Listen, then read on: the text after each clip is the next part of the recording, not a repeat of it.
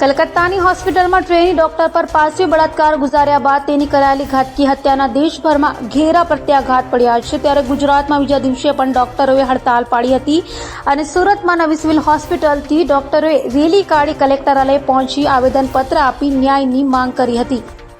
કોલકાતાની medical કોલેજમાં junior મહિલા doctor પર દુષ્કર્મ અને હત્યાની ઘટનાના વિરોધમાં ગુજરાતભરની સરકારી હોસ્પિટલોની સાથે ખાનગી હોસ્પિટલોએ સમર્થન આપ્યું છે।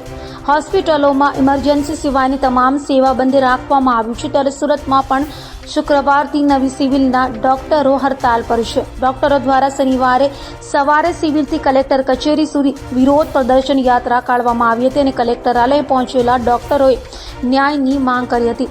જ્યાં સુધી દીકરીને ન્યાય નહીં મળે ત્યાં સુધી તમામ ડોક્ટરો બિન ઇમરજન્સી અને એમરજન્સી સેવામાં હાજર નહીં થાય તો ડોક્ટરોના સમૂહ ઇન્ડિયન મેડિકલ એસોસિએશનના આહવાનને લઈ યોજાયેલા વિરોધ પ્રદર્શન રેલીમાં મોટી સંખ્યામાં ડોક્ટરો જોડાયા હતા।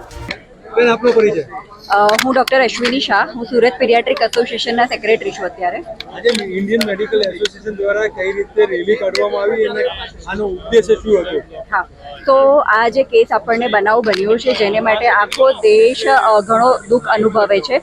તો એઝ અ ફિમેલ તરીકે હું એમ કહીશ કે જ્યારે મહિલા તબીબ ડ્યુટી પર જાય છે ત્યારે એને માટે સૌથી ઇમ્પોર્ટન્ટ વસ્તુ છે એની સેફટી અને સિક્યોરિટી। અને જ્યારે આવો બનાવ બને છે એ ખૂબ જ શર્મજનક અને દર્દનાક વાત છે। તો આજની રેલીનો ઉદ્દેશ્ય મુખ્ય એ જ છે કે અમે સરકાર પાસે એવી માંગણી કરીએ કે જ્યારે ફિમેલ તબીબ આજે 50% કરતાં વધારે ફિમેલ ડૉક્ટર્સ ગવર્મેન્ટમાં સર્વિસ આપે છે અને 90% કરતાં વધારે નર્સિંગ મહિલાઓ પણ એમાં સેવા આપે છે। તો આ સમય દરમિયાન ગવર્મેન્ટની એ જવાબદારી બને છે કે અમને દરેકને ફિમેલ મહિલાને સેફટી અને સુરક્ષિત એટમોસ્ફિયર આપે। હું ડૉક્ટર નિર્મલ ચોડિયા, બાળ રોગ નિષ્ણાત સુરત। આજે ઇન્ડિયન મેડિકલ એસોસિએશન તરફથી એક રેલીનું આયોજન મેડિકલ કોલેજ અને નવી સિવિલ હોસ્પિટલથી કલેક્ટર ઓફિસ સુધી કરવામાં આવ્યું, જેમાં 1500થી 2000 ડૉક્ટરો, નર્સિસ, સુરતના બીજા સામાજિક એસોસિએશનોએ ભાગ લીધો મોટા પ્રમાણમાં અને દરેકે પોતાનો આક્રોશ અને ગુસ્સો અને દુઃખ અને દર્દ આ રેલીમાં વ્યક્ત કર્યું।